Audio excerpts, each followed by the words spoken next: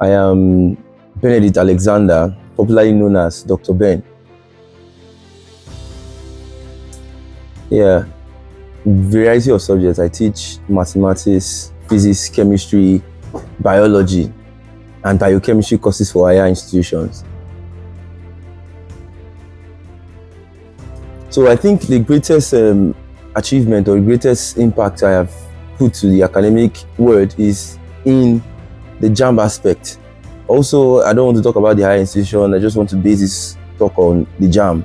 The JAMB, we've been able to, over the years, create high JAMB scores of 300 and above. And that is, I think I take pride in that.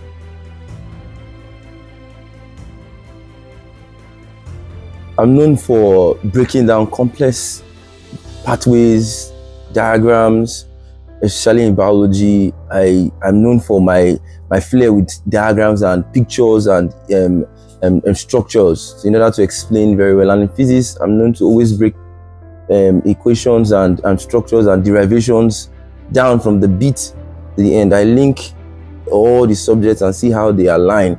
I don't just teach topic by topic. I try to, base, because like we all know that physics is divided into 4 units or 4 sections, and I try to glide from all of the 4 to make sure that it's like a storytelling session with me.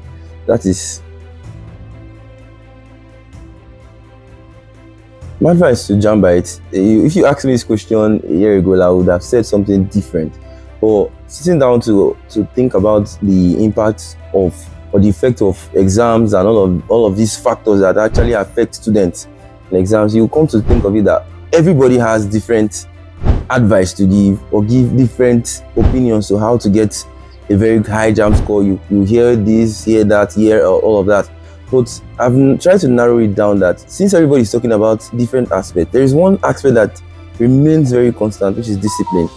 Now, once there is discipline, you find out that every other thing, every other method, or every other person's ideology of how a person should get a high JAMB score is just a subclass of it. So if you're disciplined, oh my God, you can achieve whatever you want to achieve.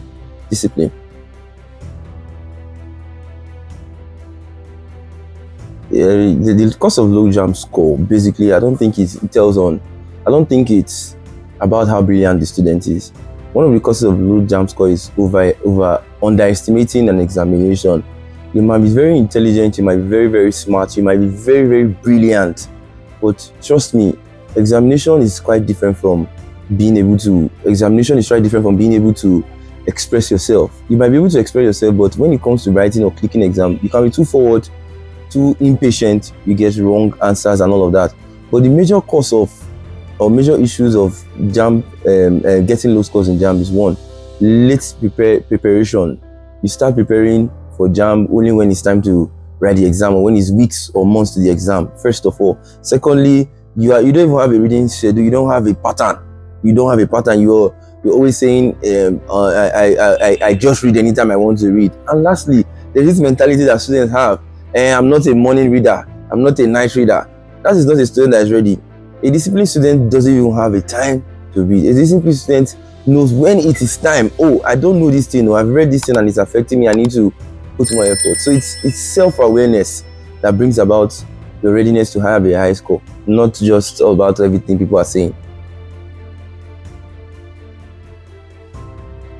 Yes, like the maximum amount is student to study. It's quite okay. The minimum hour is we're still talking about the same thing. If you say the minimum amount of hours the student should spend or the maximum amount the student should spend, like for me, everybody has different agreement or agreed times. Okay, take this 6 hours. Nah. I don't believe in that. I believe in when you set a target for yourself. Oh, I'm going to read this topic. I want to read this topic. I want to study the laws of motion. I am not going to leave the table until I have learned something. You can agree with me that you can read for 12 hours and in the end of the 12 hours, if it does the debris and all of the shafts from what you read, you only read for only 30 minutes. Yes, you can be reading and alongside, pick up your phone and press. You've been on your table for 12 hours, then you come back and make math and say, I read for 12 hours. So I don't believe in creating a time frame. If you can read for 30 minutes and that 30 minutes, you know that you learned something, is fine and good. But the thing is still going back to what I said earlier, discipline. If you are disciplined, you will know your self-evaluation. I have not gained anything today. I should keep reading. For me, I still read up to now, even because I have several exams I take. Now, I don't wait for exam times to read. I don't have a specific hour to read. I wake up randomly, I stand randomly, I feel I need to read. And when I pick up a topic, until I'm done with that topic. So I don't think there is anything like, for me, I don't think there's anything like there's a limited amount of time or a maximum amount of time students should read. Yes, just like I said earlier, I am Dr. Ben, and I specialize in doing so many other things, academic stuff, like I write projects and teach students how to, write projects and take on many spoken speeches and all of that. So I teach generally. So if you are in the biochemistry world and you want to, get to know more about biochemistry, you can also get my contact from Gido Academy. And lastly, I also have my YouTube channel, although it's not yet fully functional, but I have my YouTube channel coming up very soon. Is Biochemistry Made Easy with Mr. Ben, where I'll be trying to break down several concepts in biochemistry and different difficult topics that will help university students get high understanding of biochemistry.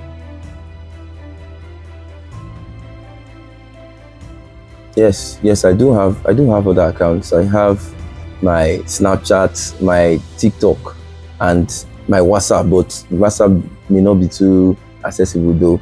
But my TikTok handle is Ballyworld. That's all, Ballyworld. Stop, please. BALIWURLD. I'll spell again. BALIWURLD. Ballyworld. I'm also an artist though. I'm also an artist. I draw. So in case you stumble on my page or my handle, you will see my artworks too.